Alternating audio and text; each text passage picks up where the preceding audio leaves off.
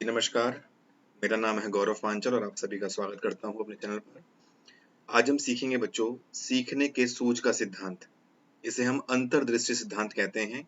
Insight theory of learning काफी मशहूर है और आप सभी ने इसका नाम भी सुना होगा। अंतर्दृष्टि का सिद्धांत, सूझ का सिद्धांत भी कहते हैं।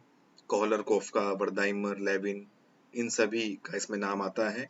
तो आज इसी थ्योरी को हम डिटेल में पढ़ेंगे। चलिए शुरू करते हैं। फाउंडर हैं इसके गेस्टाल्टवादी। गेस्टाल्ट साइकोलॉजिस्ट की ये थ्योरी है। और गेस्टाल्टवादी कौन कौन है बच्चों? वर्दाइमर, कोहलर, कोफ्का, लेविन। ये सभी गेस्टाल्टवादी मनोवैज्ञानिक हैं, क्योंकि गेस्टाल्ट की जो शुरुआत है वो वर्दाइमर ने की थी। ठीक है, गेस्टाल्टवाद की शुरुआत वर्दाइमर ने की थी। गेस्टाल्टवादी वर्दाइमर, कोहलर, कोफ्का, लेविन ये सभी गेस्टाल्ट साइकोलॉजिस्ट हैं। प्रतिपादन इन्होंने ही किया है। गेस्टाल्ट जर्मन भाषा का शब्द है। गेस्टाल्ट जो शब्द है वो कहाँ का है बच्चों? जर्मन भाषा का है, जिसका अर्थ होता है संपूर्णता या समग्रता। मतलब अपने आप में कंप्लीट, अपने आप में संपूर्ण। संपूर्ण क्या होता है? एक होल, एज अ होल हम बात करते हैं। समग्र रूप में अगर हम किसी चीज के बारे में बात करते हैं तो वो है एक गेस्टाल्ट। को जब हम हिंदी में अनुवाद करते हैं, इंग्लिश में अनुवाद करते हैं, तो इसका हम अर्थ समझते हैं एक संपूर्ण चीज से। इस सिद्धांत के अनुसार व्यक्ति किसी प्रक्रिया को सूझ या अंतर्दृष्टि द्वारा सीखता है।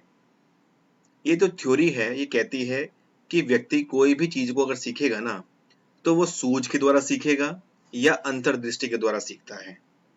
ठीक है, अभी आपको हर एक पहलू के बारे में यहाँ पर देखने को मिलेगा कि गेस्टाल्टवादी किस किस के बारे में बातें करते हैं। पहला पॉइंट आपको समझ में आया कि सूझ या अंतर्दृष्टि, इनसाइट की बात करते हैं। सूझ बच्चों अचानक आता है व्यक्ति के अंदर, सडन आता है।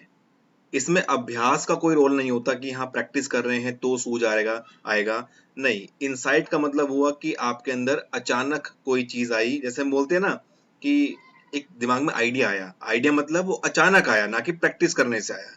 तो सूझ या अंतर्दृष्टि के द्वारा व्यक्ति सीखता है, ऐसा कहते हैं गेस्टाल्टवादी। कोहलर तथा कॉफ्का के अनुसार सीखने के लिए अभ्यास तथा प्रयत्न एवं भूल का कोई महत्व नहीं है। कोहलर कोफ्का कहते हैं कि सीखने के लिए अभ्यास का रोल नहीं है, ट्रायल और एरर का कोई रोल नहीं है। सूझ का सिद्धांत कोहलर द्वारा किए गए कुछ प्रयोगों पर आधारित है। जो इनसाइट थ्योरी है, ये कोहलर ने कुछ प्रयोग किए थे, और किन पर प्रयोग किए थे वो भी हम आगे चर्चा करेंगे। तो उन प्रयोगों पर आधारित ये इन्होंने थ्योरी अपनी दी थी। कोहलर ने वन मानुष, बंदर, मुर्गी तथा कुत्ते पर प्रयोग किए, परंतु उनके द्वारा 1913 से 1918 के बीच कैनरी द्वीप में सुल्तान नामक वनमानुष पर इनका प्रयोग अधिक सफल रहा, क्योंकि सुल्तान अधिक बुद्धिमान था। कॉलर ने क्या किया? बहुत सारे जानवरों पर प्रयोग किए, जिसमें वनमानुष है, बंदर है, मुर्गी है, कुत्ता है। तो इन पर कई प्रयोग किए, लेकिन 1913 से 18 के बीच जो उन्होंने प्रयोग किए वो एक सुल्तान नामक वनमानुष पर किए, जो कि कैनरी द्वीप के अंदर जो है इन्होंने ये प्रयोग किया था अपना। और ये प्रयोग अधिक सफल क्यों रहा? क्योंकि सुल्तान अधिक बुद्धिमान था। यहाँ पर बुद्धि को भी महत्व दिया है इनसाइट थ्योरी के अंदर। तो बुद्धि का होना बहुत महत्वपूर्ण है। अभ्यास का कोई रोल नहीं है, ट्रायल एरर का कोई रोल नहीं है। इनसाइट जो आपका जो सूझ है, अंतर्दृष्टि है, इसका बहुत महत्व बताया है।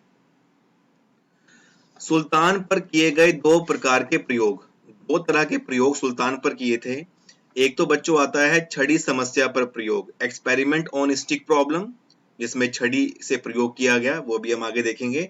और दूसरा है बॉक्स समस्या पर प्रयोग, एक्सपेरिमेंट ऑन बॉक्स प्रॉब्लम। तो सबसे पहला एक्सपेरिमेंट समझते हैं क्या है। सुल्तान नामक भूखे वनमानुष को एक पिंजरे में रखा गया।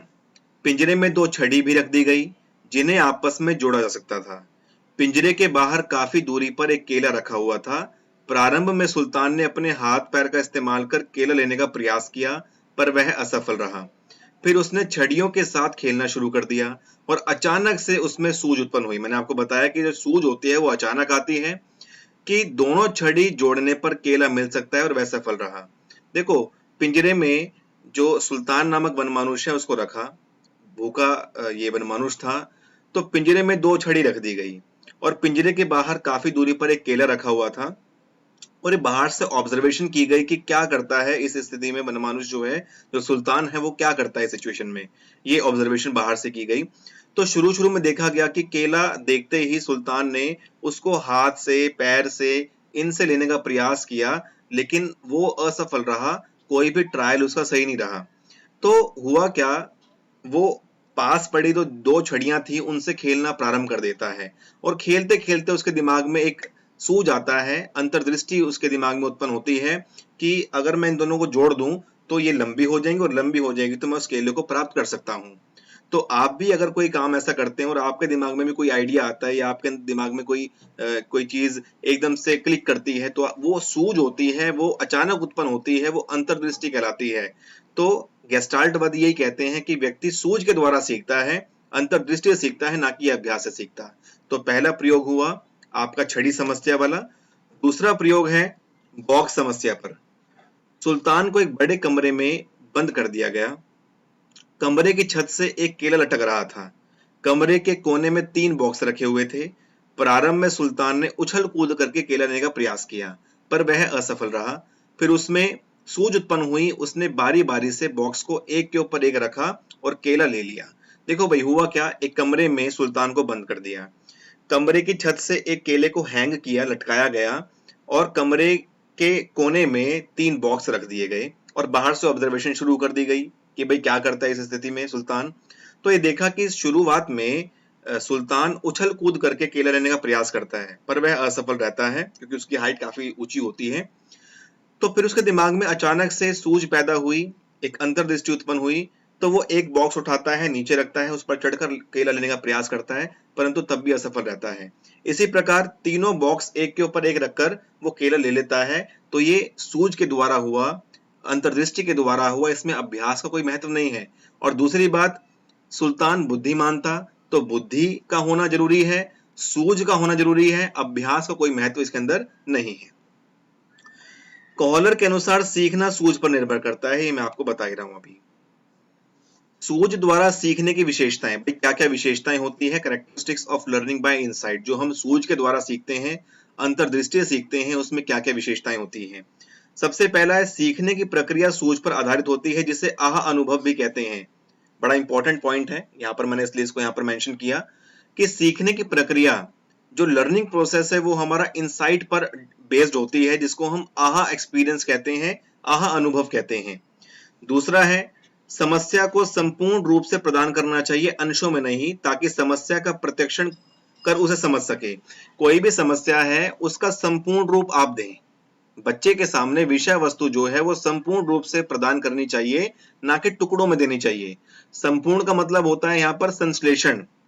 जैसे अब अगर मैं आपको विधियों के हिसाब से बताऊं, एक होती है विश्लेषण विधि, एक होता है संश्लेषण विधि। विश्लेषण का मतलब होता है किसी भी विषय वस्तु को टुकड़ों में बांटकर सीखना, टुकड़ों में बांटकर उसका अध्ययन करना। और संश्लेषण का मतलब होता है जो टुकड़े बने हुए हैं उनको आपस में जोड़ते हुए एक संपूर्ण बनाना और संपूर्ण रूप से उसको सीखना, अध्ययन करना। तो यहाँ पर वो संश्लेषण की बात कर रहा है, एक समराइज फॉर्म की बात करता है, एक संपूर्ण समग्रता की बात करता है, कि ये कहते हैं कि बच्चों के सामने कोई भी समस्या है वो संपूर्ण रूप से प्रदान करनी चाहिए, ना कि अंशों में, क्योंकि संपूर्ण अंशों से अलग होता है, उसका एक अलग योगदान होता है, उसको समझना अंश से अलग होता है। तो ये चीज इन्होंने बताई है। तीसरा पॉइंट यहाँ पर बताया है निर्देशित ध्यान तथा अन्वेषणात्मक व्यवहार। 2 पॉइंट्स हैं, इनको समझना बहुत जरूरी है। Directed attention and exploratory behaviour क्या है भाई? निर्देशित ध्यान क्या है? सूझ द्वारा सीखने पर व्यक्ति का ध्यान समस्या के भिन्न भिन्न हिस्सों पर निर्देशित होता है। जब हम इंसाइट के द्वारा लर्निंग करते हैं तो हमारा ध्यान समस्या के अलग अलग हिस्सों पर पड़ता है, इसको हम बोलते हैं डायरेक्टेड अटेंशन। जब कोई समस्या हमारे सामने आई और सूझ के द्वारा हम उसको सीख रहे हैं, इनसाइट के द्वारा जब हम लर्निंग करते हैं तो हमारा ध्यान अलग अलग चीजों पर, अलग अलग पॉइंट्स पर हमारा ध्यान जो है वो पड़ता है। दूसरा अन्वेषणात्मक व्यवहार क्या होता है? Exploratory behaviour. सुल्तान द्वारा हाथ पैर उछल कूद करना, फिर बॉक्स तथा छड़ी का प्रयोग करना, जैसे एक रैंडम मूवमेंट्स उसने किए, पहले कई सारे प्रयास किए। तो वो प्रयास करने में क्या क्या शामिल था? पिंजरे के बाहर केला रखा था, तो हाथ से पैर से जो उसने एक रैंडम मूवमेंट्स किए, जो कि असफल रहा था वो, और उछल कूद जो उसने की, केला नहीं मिला उसको, तो ये सारे जो मूवमेंट्स होते हैं इसको हम एक्सप्लोरेटरी बिहेवियर बोलते हैं। और बाद में फिर बॉक्स का प्रयोग करना, बाद में फिर छड़ियों का प्रयोग करना, इसको हम अन्वेषणात्मक व्यवहार के नाम से जानते हैं। तो कुछ टर्म्स आपको पता होने चाहिए भाई, डायरेक्टेड अटेंशन क्या होता है, एक्सप्लोरेटरी बिहेवियर क्या होता है। तो ये हमारी थ्योरी आज की थी, बहुत कम शब्दों में अच्छा कंटेंट देने का मैंने प्रयास किया, और आशा करता हूँ आपको समझ में आई होगी। समझ में आई है, अच्छी लगी है तो कमेंट कर सकते हैं, लाइक शेयर सब्सक्राइब कर सकते हैं, और मिलते हैं अगली कुछ नए थ्योरी के साथ, नए टॉपिक के साथ। और आप मुझे इंस्टाग्राम पर फॉलो कर सकते हैं, इंस्टाग्राम का हमारा चैनल जो है वो डिस्क्रिप्शन में भी दिया हुआ है। बाकी मैं आपको बता दूं, साइकोलॉजी_स्पेशल के नाम से हमारा एक चैनल है इंस्टाग्राम पे, तो इस पे आप हमें फॉलो कर सकते हैं। कोई भी अपडेट है, कोई भी नई वीडियो अपलोड होती है तो वहां पर आपको जानकारी मिल जाएगी। कुछ क्वेश्चंस भी वहां पर डिस्कस करता हूं, तो उसका फायदा उठाने के लिए आप हमारे साथ जुड़ सकते हैं। और इसी के साथ अपना आज का लेक्चर यहीं पर समाप्त करता हूं। धन्यवाद। आपका दिन शुभ हो।